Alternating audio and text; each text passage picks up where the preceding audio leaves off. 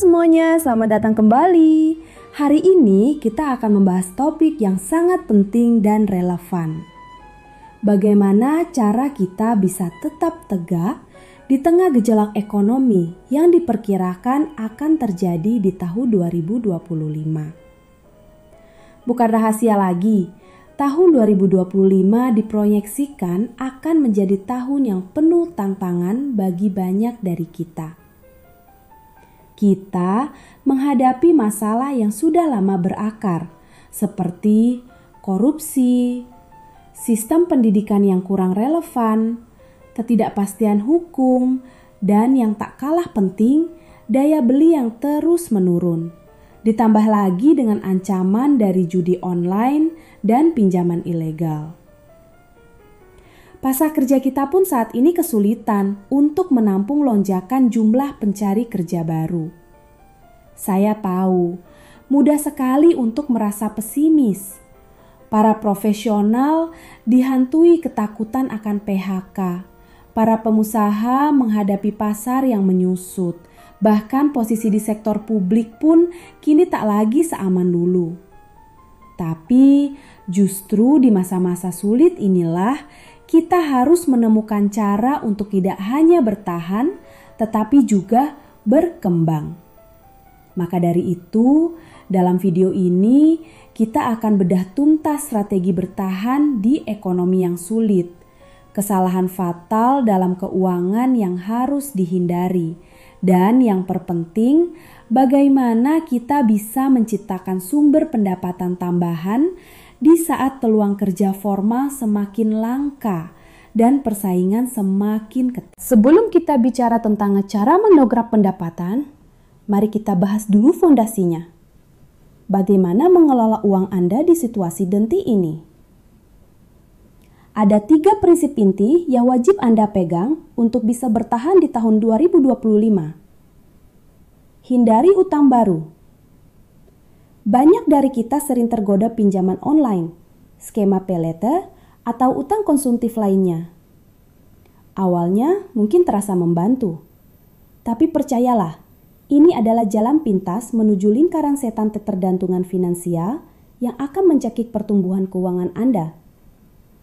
Di tahun 2025, saat keamanan kerja tak pasti, setiap rupiah yang Anda miliki harus punya tujuan yang jelas.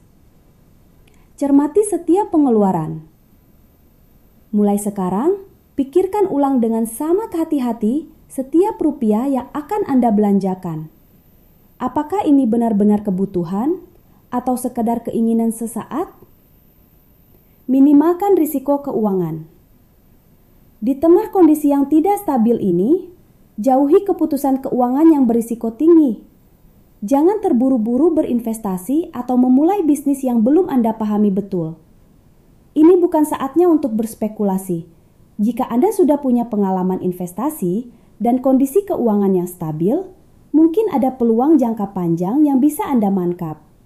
Namun, jika keuangan Anda rapuh, belum punya dana darurat, atau hanya mengandalkan satu sumber pendapatan, prioritas utama Anda adalah bertahan. Pertimbangkan aset yang stabil dan mudah dicairkan seperti emas, reksadana pasar uang, atau reksadana pendapatan tetap. Di masa-masa seperti ini, bukan yang paling berani ambil risiko yang akan selamat, tapi justru mereka yang disiplin dan bijaksana dalam mengelola uangnya. Lalu, bagaimana caranya kita bisa meningkatkan penghasilan ketika ekonomi sedang lesu? Jujur saja, hanya mengandalkan tabungan dan penghematan tidak akan cukup, karena inflasi dan pelemahan rupiah akan terus menggerus daya beli kita.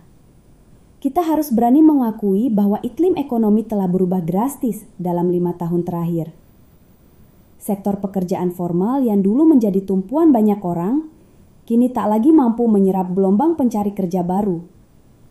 Perusahaan-perusahaan besar, raksasa teknologi, startup, bahkan lowongan di sektor publik sekalipun tidak lagi menjadi jalur karir yang menjanjikan seperti 5 atau 10 tahun yang lalu.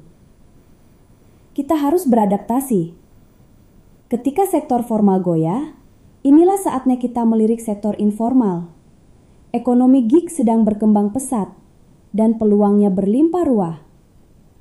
Bayangkan saja, ada banyak orang yang kini bisa menghasilkan puluhan, bahkan ratusan juta per bulan hanya dari perjualan live stream. Pikirkan juga tentang mereka yang sukses dengan produk digital seperti e-book, template desain, atau kursus online.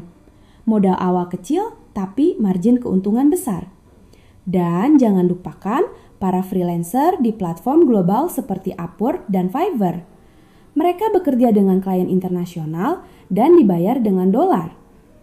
Lalu, mengapa masih banyak yang kesulitan? Jawabannya sederhana. Tren ini relatif baru dan banyak yang belum menguasai keterampilan digital yang relevan.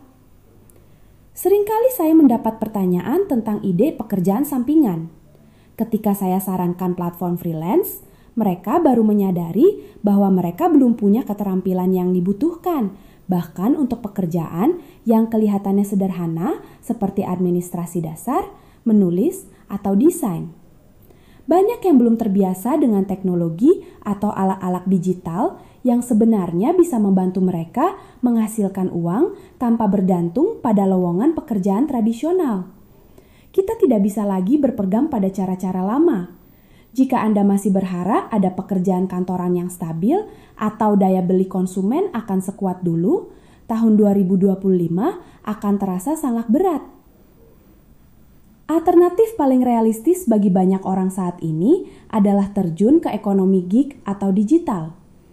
Kita harus menerima bahwa dunia telah berubah dan cara-cara lama untuk mendapatkan uang tidak lagi relevan. Untuk bisa bertahan, kita perlu menjadi penduduk asli digital. Kita harus membiasakan diri menjelajahi alat-alat seperti Canva, CapCut, Google Workspace, dan berbagai alat AI yang bisa membantu kita bekerja lebih cepat. Kita perlu mengenal lebih dekat platform seperti Upwork, Fiverr, atau Freelancer dan belajar cara memanfaatkan media sosial serta e-commerce sebagai mesin penghasil uang, bukan hanya sekadar sarana hiburan. Saya ingin menegaskan, seberapapun sulitnya kondisi yang kita hadapi, selalu ada jalan untuk bertahan. Tapi kita tidak bisa lagi berpikir dengan pola lama. Dunia sudah berubah. Kita harus berubah bersamanya. Peluang-peluang itu masih ada, hanya saja bentuknya kini berbeda. Transisi ke ekonomi gig dan digital ini memang tidak akan mudah. Jangan berharap persuksesan instan. Seperti pekerjaan apapun, ini membutuhkan banyak adaptasi, pembelajaran, dan keberanian menghadapi tantangan. Saya memahami bahwa tahun 2025 akan menjadi tahun yang sangat menantang bagi kita semua. Tapi saya harap video ini telah memberikan wawasan baru, membuka mata Anda terhadap situasi ekonomi saat ini, dan memberi Anda beberapa perspektif segar. Semoga berhasil. Sampai jumpa di video berikutnya.